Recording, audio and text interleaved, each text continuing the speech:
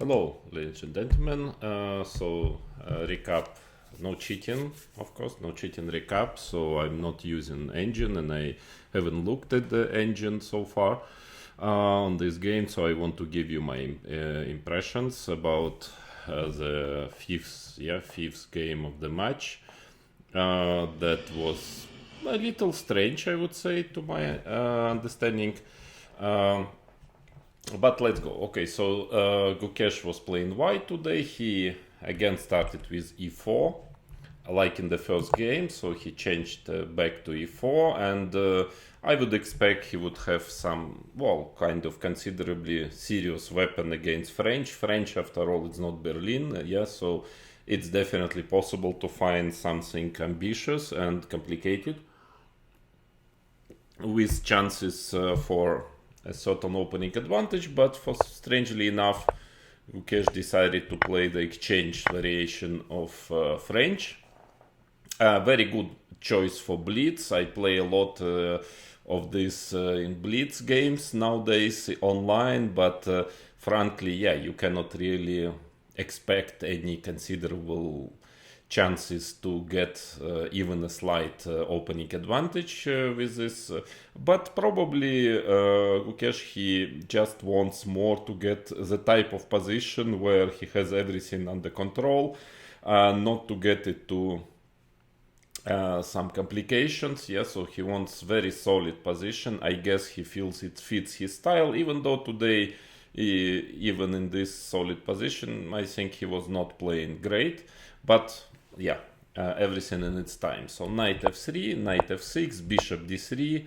Long time ago, years, tens of years ago, people were just playing like this to make a draw, quick draw, but definitely that was not the idea of Gukesh. So there is a bit of venom here. I remember a year ago I beat one Yuan Yu in Rapid online in this variation. It has a bit of venom, but of course it shouldn't really have. If your opponent is well prepared, he will equalize probably. So now Dink played c5. There is nothing wrong at all with bishop d6 move. Then nowadays queen e2 check is popular. With the idea, in case of bishop e6, to play knight g5 with some small chances to be a little tiny better. And the same goes for queen e7, this endgame taken on e7. Usually Blake takes with a king, and white is trying to pretend also that he is tiny better, even if objectively speaking probably it's just equal. But at least it's becoming moderately popular nowadays.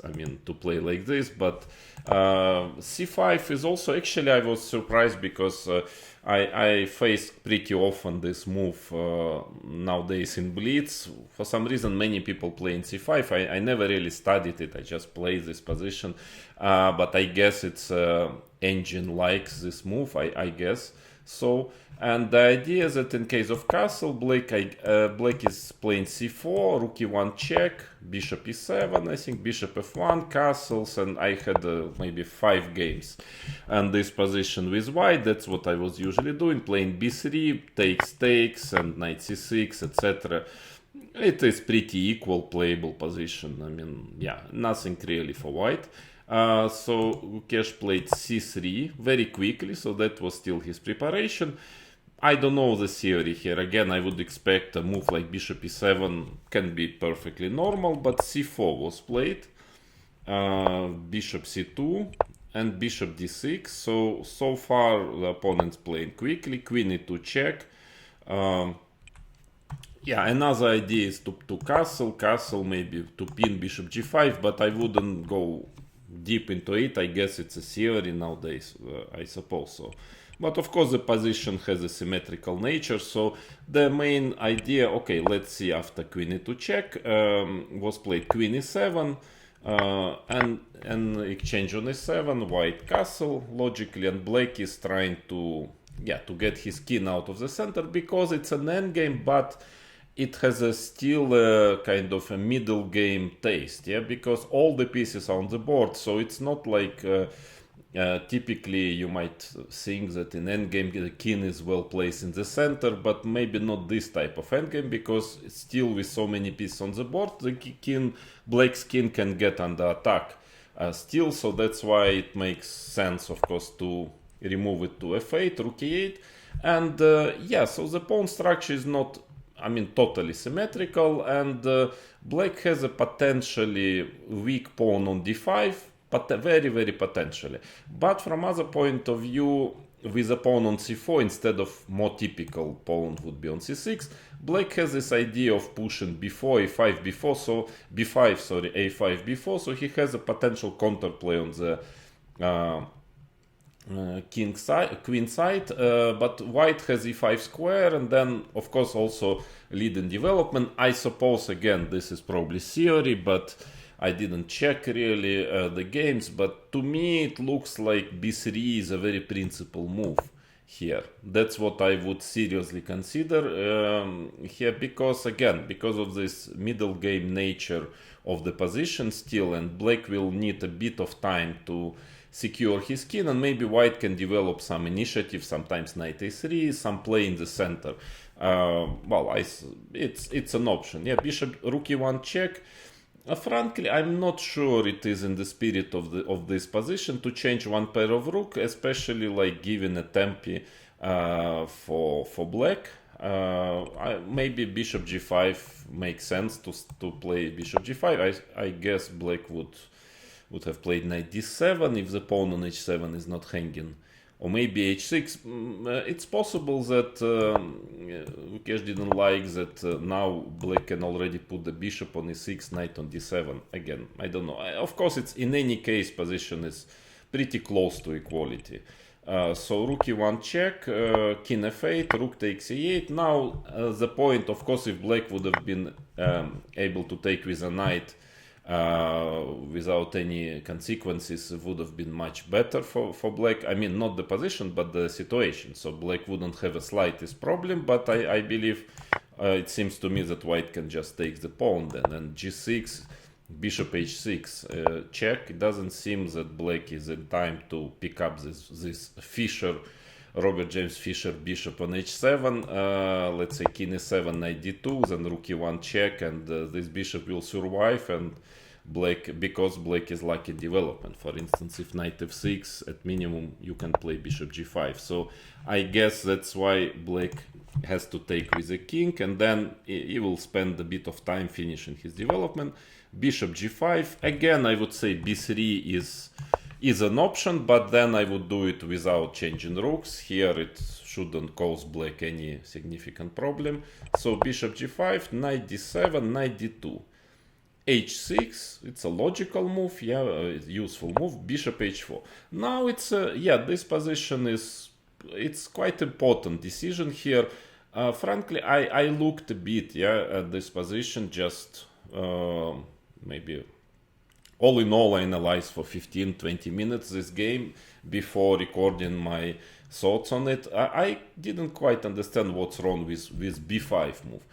Dink played knight h5. Yeah, it is quite committing move. Maybe it's a good move, but usually you like prefer to play more simple chess. Yeah, I was checking b5.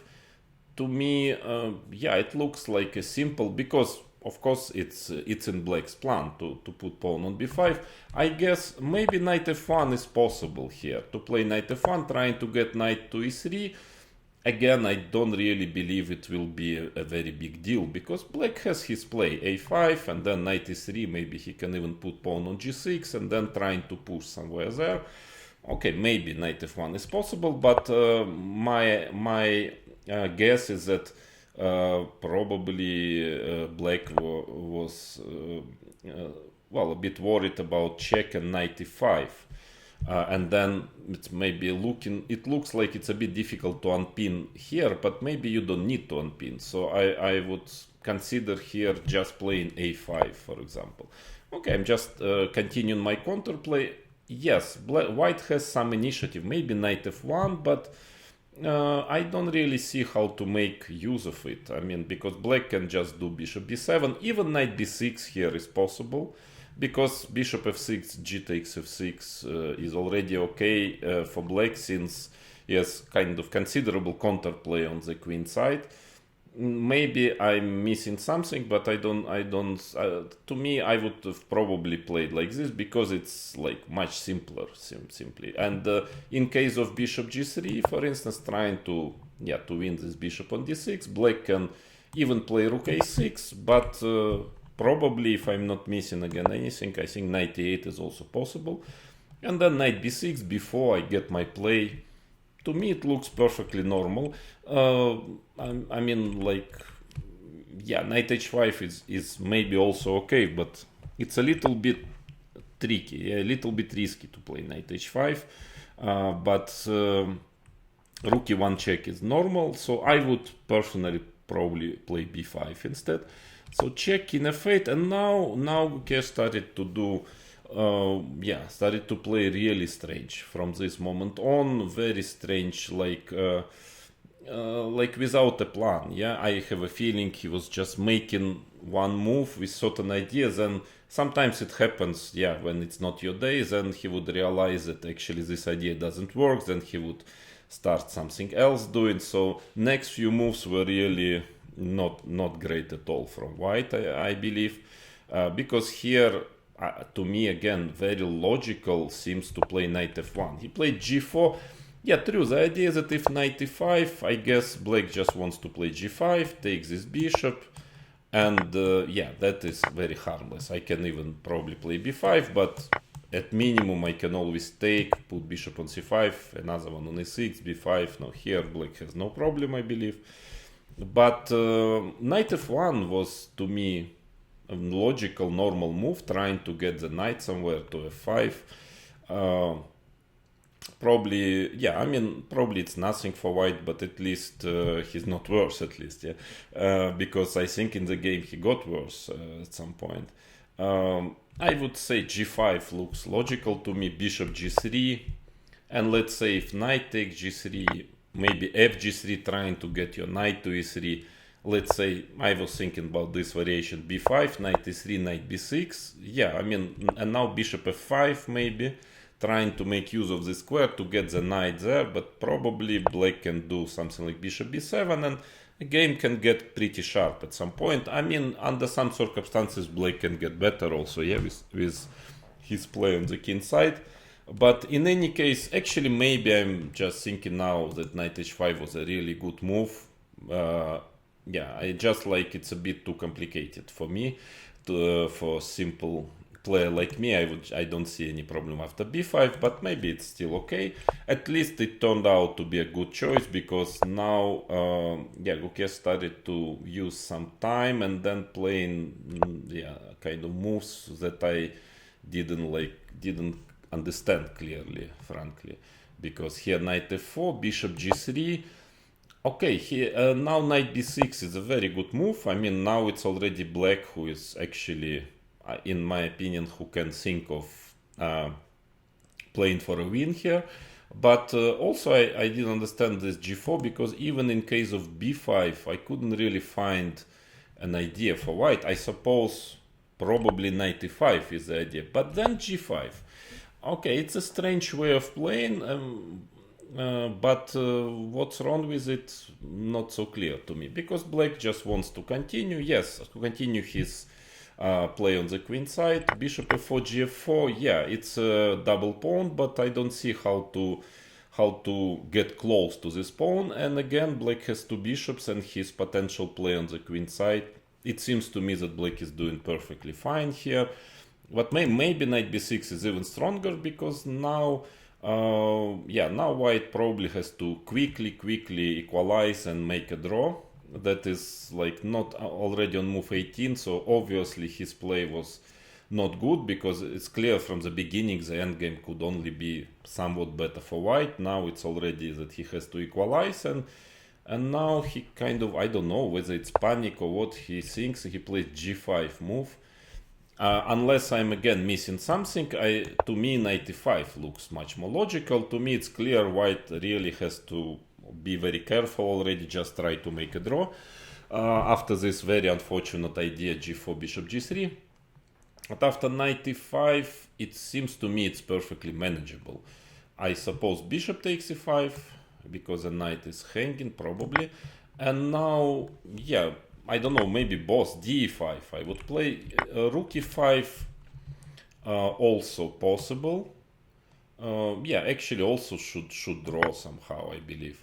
Knight d3, bishop takes d3, takes, and yeah, somehow h3, probably then rook e3. Black always has knight a4 and so on, so black is not risking anything here, but white, yeah, it's much better version of the position white got in the game. Or maybe even more efficient is d takes e5, I thought, because yeah, black now can try to take this pawn, but it's really risky. I mean, I don't know. This I don't believe. Even white at some point will play f4 and then the knight is cut. No, this I mean, I'm sure nobody's going to play like this. It's probably bad. Otherwise, he has to play knight d3, but now, as I understand, there is a very considerable difference that white can take, and white is in time to pick up this pawn, rook e3, because the pawn is on g4. And then bishop takes g4, for instance, rook takes d3, and it's very equal, I would even say drawish, yeah? But white is perfectly okay here. I mean, it's just equal. So that's why g5 choice I couldn't really understand. I mean, like, it's very obvious that white is not playing anymore for any advantage, so it was really time to call it a day and to make a quick draw. I mean, to quickly equalize and make a draw, if already the game like didn't go your way. But g5 is not really, like, I don't understand. I mean, it's clear that white is not playing here for advantage, that white can only be worse, potentially. So it's maybe whether Gukesh was overestimating his position or what, I don't know. But yeah, this is like playing with fire, g5 move. To my taste, yeah, I would like be very, I would start to be very careful here with white and try to find a forced draw somehow. Because here, yeah, there is a small trap, I mean, but of course it's a very simple one. If black tries to take on g3 and then take on g5 to try to pick up the extra pawn, I guess gh6 is possible. And then h7 comes, yeah, that's the point, that if bishop retreats, then h7. And the queen, the pawn promotes, but that is of course too simple to fall into. So hg, obviously, knight takes g5, bishop d7. I was thinking maybe there is no need to be so like complicate matters to such extent, to play bishop g4. Maybe it's an interesting way was to try to fight for advantage. Actually, I would seriously consider bishop g4 move. But bishop d7 is good enough. Well, the only problem of Dink in this game, and so far, in my opinion, in the match, that he is playing too, how to say, too simple. I mean, if you want to win games, and he is getting slightly better position, some pressure, like here, you need to try to create some problems. I mean, usually playing very logical, good, very healthy, good moves, but very standard moves, you're not like going to win a game, yeah, or win a slightly better position. Most of the time you need to create something a little bit unusual on the board, so to find some kind of confusing ideas for your opponent, like what I mean, this bishop g4 move, yeah, I mean, just something that can confuse your opponent, because bishop d7 is fine, but probably yeah, I mean, it's not actually about objective value of this move, which is perfectly fine. Just that, yeah, that's my experience shows that better try, especially when things starts to get slightly out of control from, I mean, on the side of your opponent. Then it's a good moment to confuse a bit with moves like bishop g4, unless again I'm missing something, which is very, very likely, of course. So bishop d7, knight f3, yeah, that's not a good sign. It's like retreating, and trying now. Of course, it's already black has a better structure. I mean, it really went like totally wrong for white. It's very obvious. Yeah, he has worse structure. He didn't achieve anything. Black, developed completely, and now if he just, for instance, manages to put his pawn on f6, rook e8, he's simply better. He simply has a better endgame. He will press for a long time. But in case of f6, I guess knight h4 is possible. That's very important. White quickly creates counterplay using this pin. So maybe black can try to do something very refined, sophisticated here, but Dink played rook e8, and I think it's a good choice. It was a good choice. So it's still nothing dramatic for white, but he has to be careful, yeah, because frankly, this last few moves were very strange. He just weakened his pawn structure, lost tempest, moved the bishop here and back. I mean, knight, here and back. Very, very strange play. So rook e8, knight e5. Yeah, it's quite obvious that white has to hurry now. To hurry. If black is in time changing rooks, put pawn on f6, he will suffer for a long time. Because don't forget, black has ideas of knight a4, then getting two bishops after the exchange on a4. It can get really dangerous. So knight e5, I believe, is correct move. Bishop takes e5. Now it looks very strange decision, rook takes e5. I mean, really strange. But I think I understood why, because otherwise it's actually difficult to understand why. I mean, it's because d5 is obviously after knight d3, it's becoming, really worrying for white. So what could have been the reason for Gukesh not to take with a rook? I have a feeling maybe the reason was taking immediately on e5 or without take on e5. So let's say takes. Maybe he was concerned about this. Check and knight c1. That's my explanation. Not quite sure it is so terribly bad for white, but I can understand, yeah, because okay, a2 pawn is hanging, knight a4 somewhere, knight d3, knight a4. I suppose he was afraid of this flank. So he didn't want to calculate. Maybe he has to go like f4, giving up this pawn f5, but black has some ideas also like g6, bishop f5 or knight a4. I think it's okay for white. To me it seems to be fine. So but probably it was already time for white to really to start calculate variations, to be very, very accurate to make a draw. Because otherwise, if not this, I mean, there is zero reason not to take with a rook on e5. It's very important to change one pair of rooks, because then all opposite color bishops endgames are drawn, and that's not always the case with the rooks on the board. So yeah, that is the only explanation to me, but still I believe it was a better choice than d5, because after knight d3 takes, actually here well, it doesn't look too bad for white.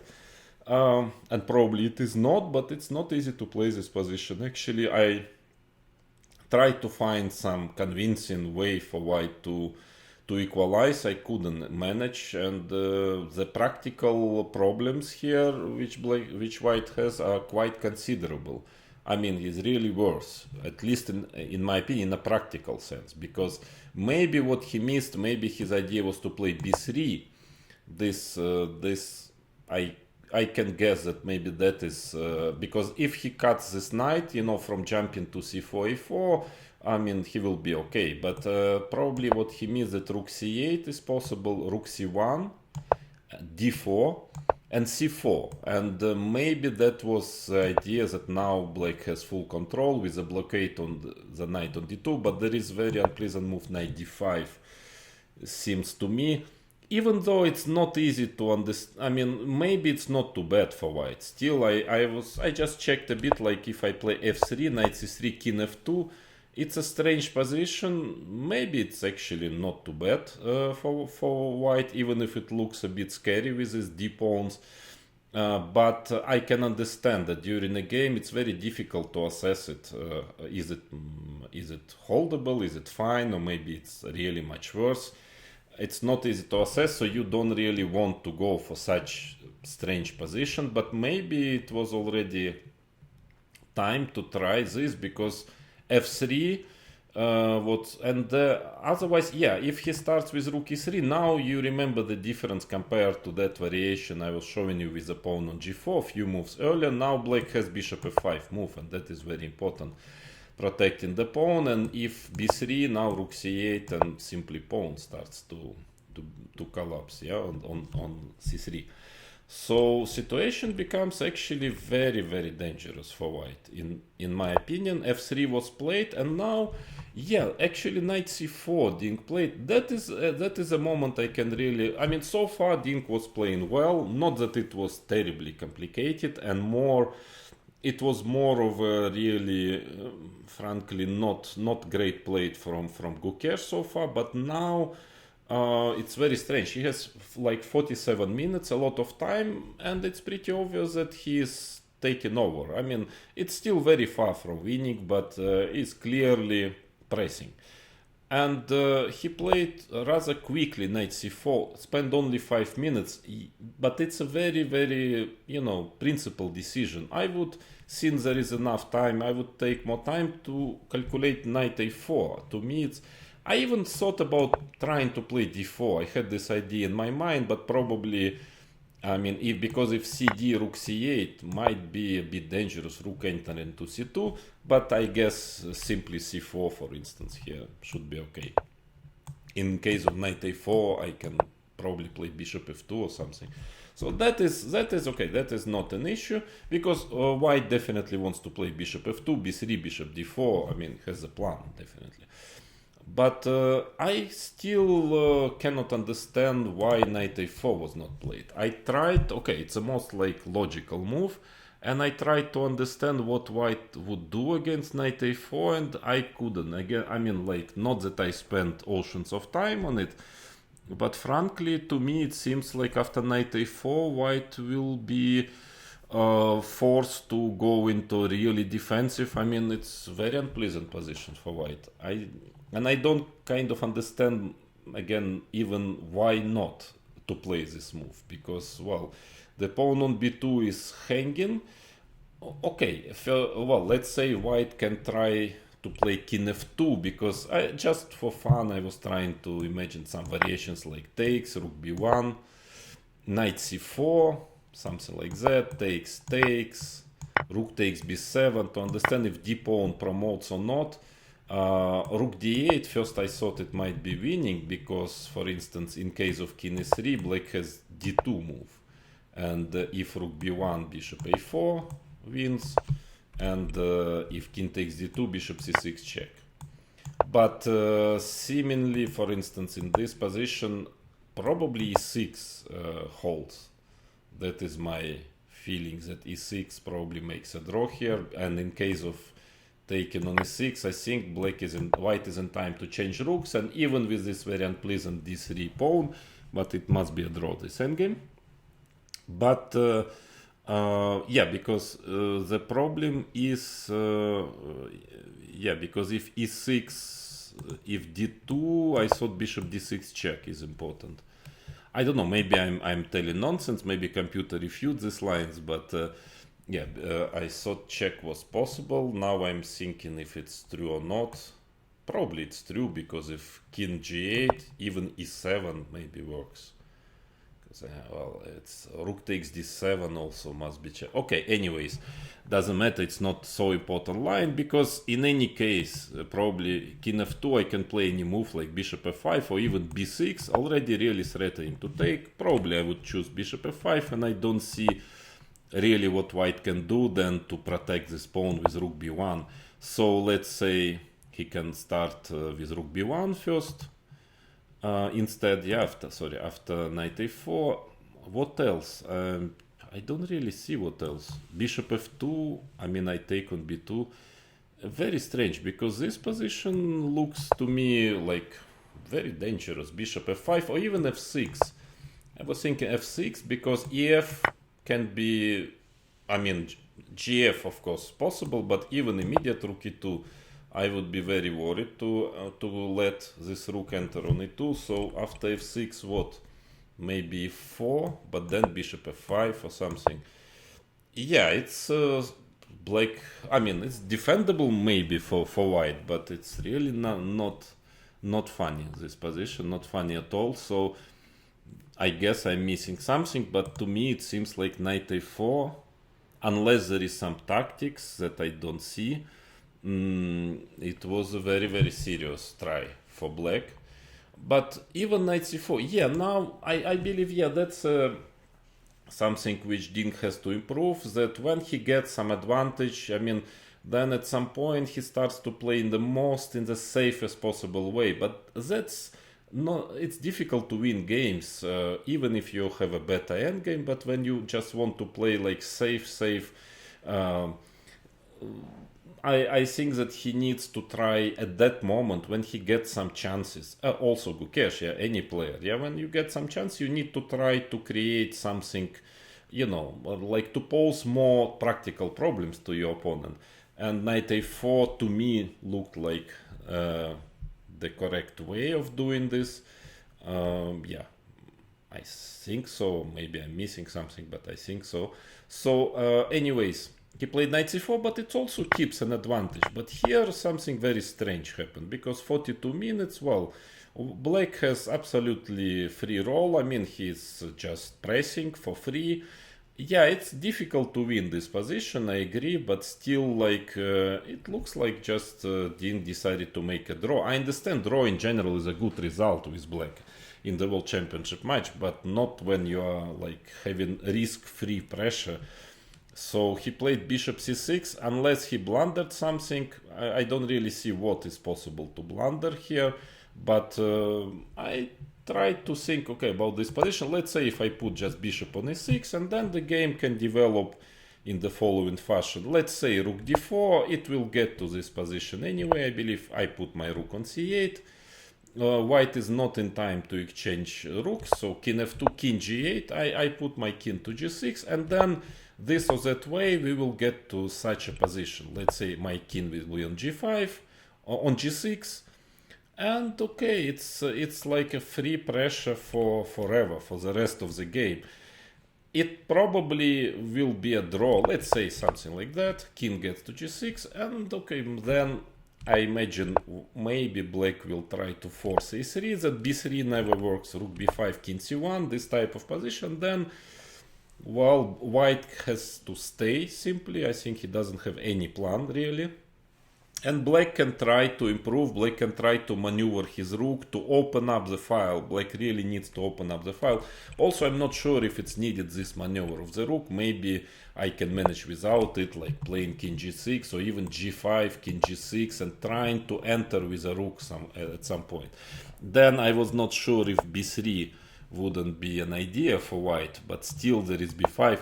But in any case, it's very obvious that to me that it's still, even if it's objectively drawish, I mean, maybe with accurate play, white will not lose it, but it's not a draw yet. It's like you can torture, so to say, your opponent for hours here.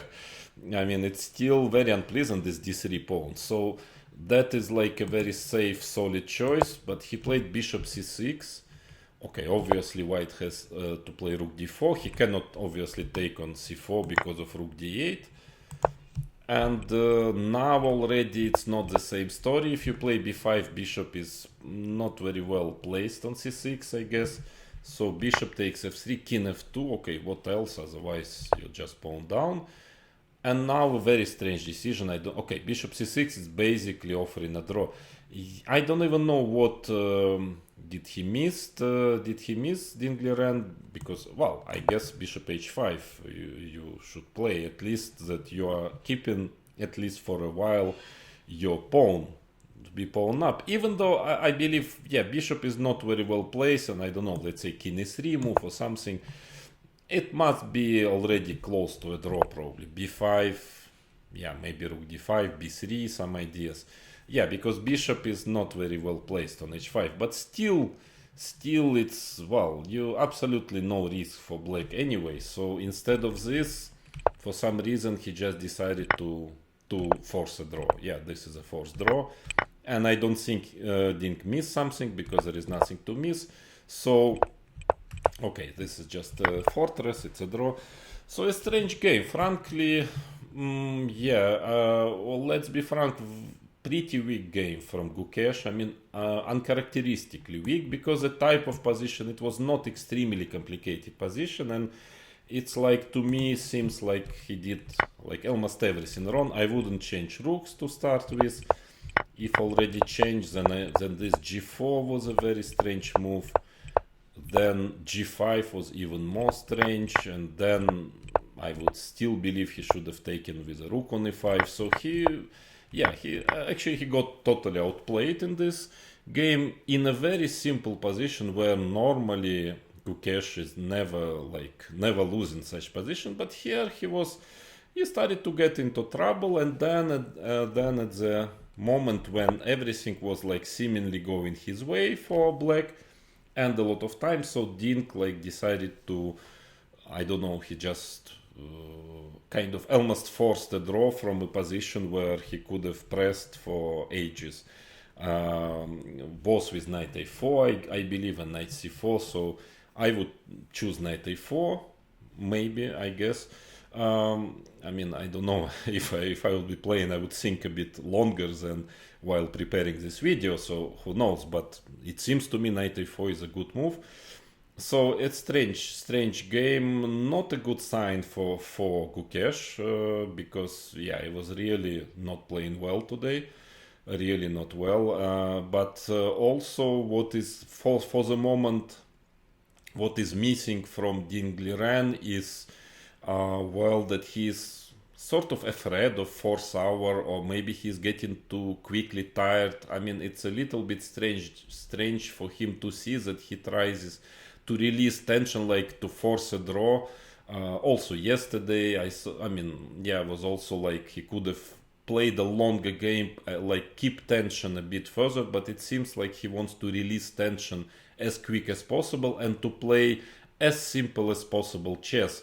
But the problem is that in such way you cannot really win games if you trying to play in the most simple way. Usually, if your opponent is playing well, and even if not perfect like today, very far from perfect like today, still is difficult to win games. So let's see. But for now, I would say, if considering these first 5 games of the match, I would say that chess-wise, Dink looks a bit better now, because Gukesh is still not even close to the form we saw him in candidates and Olympiads, but he's quite vulnerable, his play so far.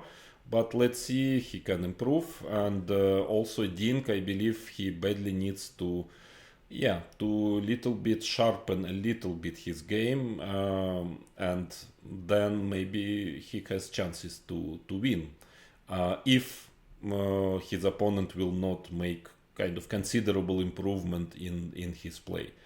So both are possible. It's also possible that Gukesh will, from tomorrow on, will come back and play as he played lately.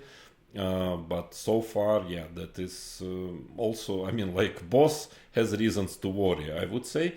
And maybe also boss has reasons to be satisfied that they're fighting equal score now and everything is ahead. Thank you.